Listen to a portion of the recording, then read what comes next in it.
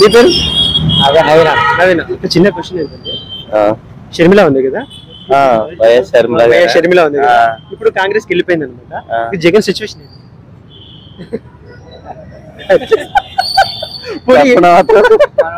జగన్ అంటాడు ఏంటి మాట్లాడుకుంటారు తెలుసుకుంటారు కదా. ఏం పేరు? పేరు నా పేరు రవి సార్. ఎలా ఉంది? ఏముంది సార్, అంత అయిపోయింది. ఆటో అమ్ముకుంటేనే మంచిది. ఆటో అమ్ముకుంటే మంచిదా? ఆటో అమ్ముకొని ఎందుకు అమ్ముకోవాలనుకుంటున్నాను? ఏముంది సార్, రేవంత్ రెడ్డి సార్ మొత్తం ఆటోలో అంతా వేస్ట్ చేసింది.